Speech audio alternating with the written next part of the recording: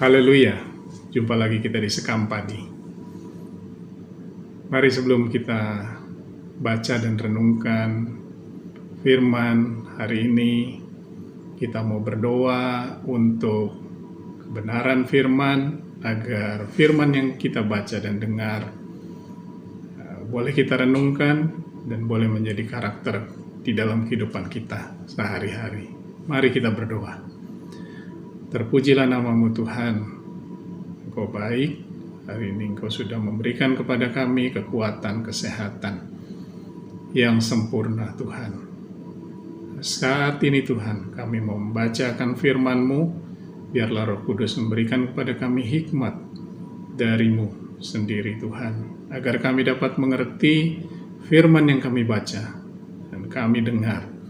Kami boleh renungkan itu siang dan malam, seperti firman-Mu, maka apa saja yang kami buat dapat berhasil dalam kehidupan kami Tuhan.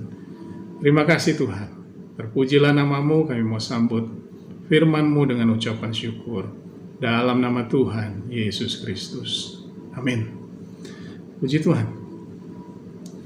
Kalau pada edisi Sekam yang lalu,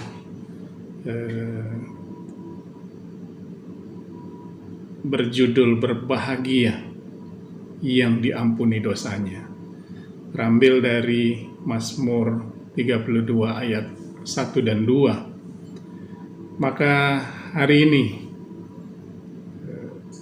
Sekam Padi edisi ini saya beri judul mendapat pengampunan, caranya Daud. Dalam 2 Samuel 11 menulis bagaimana Daud berbuat dosa di hadapan Tuhan dengan mengambil Batsheba, istri dari Uria. Saat itu istri dari Uria. Siapa itu Uria? Uria itu kalau dalam 2 Samuel 23 ayat 39 merupakan salah satu dari 30 pahlawannya Daud. Jadi Daud melakukan atau berbuat dosa di hadapan Tuhan dengan cara yang jahat di hadapan manusia, terlebih di hadapan Tuhan. Namun apa yang Daud lakukan? 2 Samuel 12, kita baca ayat 1 sampai ayatnya yang ke-13. Tuhan mengutus Natan kepada Daud.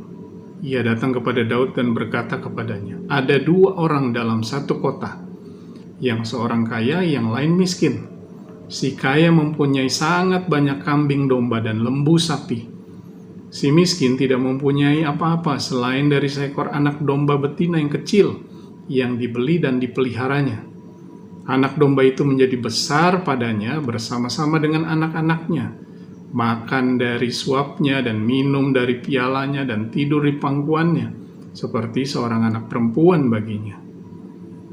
Pada suatu waktu orang kaya itu mendapat tamu dan ia merasa sayang mengambil seekor dari kambing dombanya atau lembunya untuk memasaknya bagi pengembara yang datang kepadanya itu.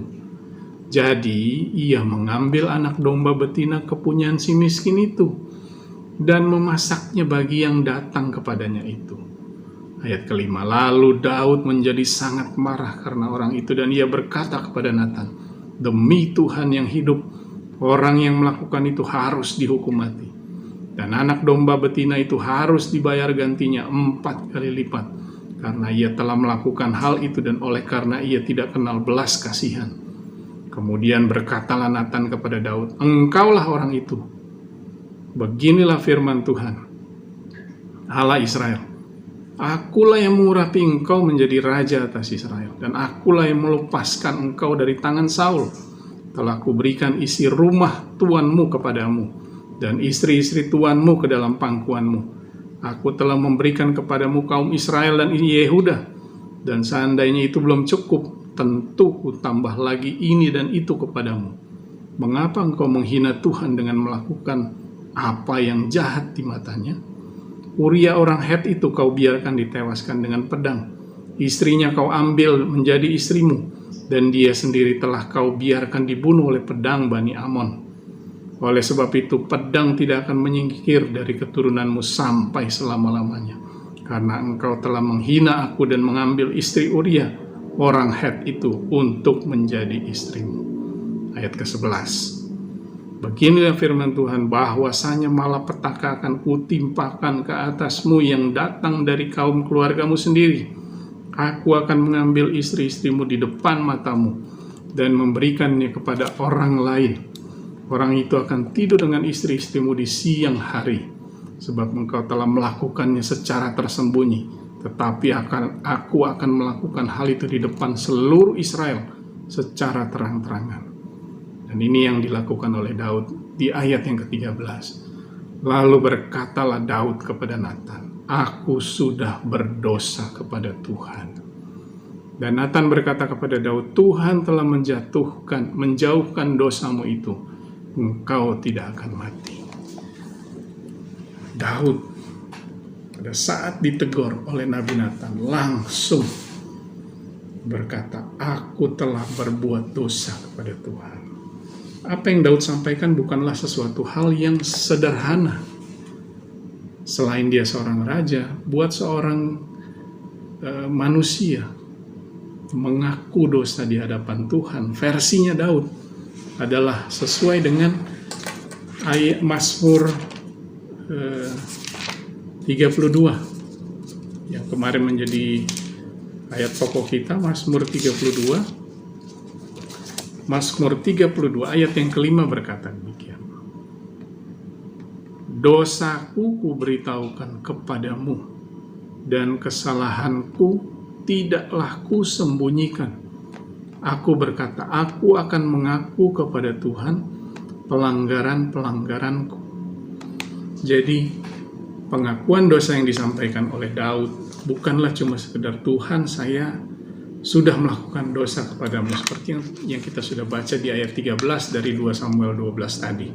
Tetapi di dalam Mazmur 32 ayat 5, dosaku kuberitahukan kepada Tuhan, kesalahanku tidak kusembunyikan.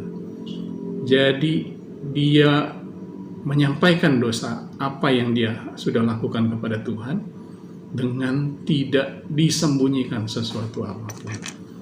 Itu yang Daud lakukan, mengakui dosa-dosanya, tidak menyembunyikan kesalahannya, dan mengakui pelanggaran-pelanggarannya. Dan hal yang kedua yang Daud lakukan setelah dia mengaku dosa, dalam 1 Raja-Raja 15 ayat ke-5, bagaimana dituliskan 1 Raja-Raja 15 ayat yang ke-5.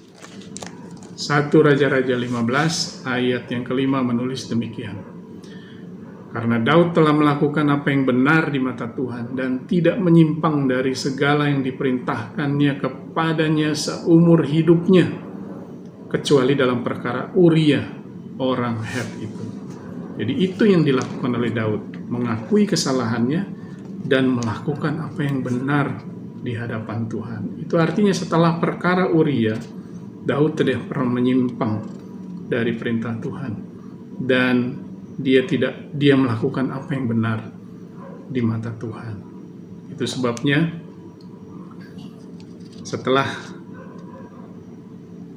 kita mengakui kesalahan, maka kita mengakui dosa, kita harus melakukan apa yang benar di mata Tuhan. Maka pengampunan itu akan menjadi milik kita selama-lamanya. Renungkan firman ini siang dan malam, dan lakukan bagian kita, maka Tuhan akan melakukan bagiannya dalam kehidupan kita, yaitu memberkati kita dan memberikan kepada kita kekuatan serta hikmat untuk kita dapat melakukan apa yang harus kita lakukan dalam hidup kita. Dan kita akan menjadi orang yang berbahagia. Terpujilah nama Tuhan. Tuhan Yesus memberkati kita semua. Amin.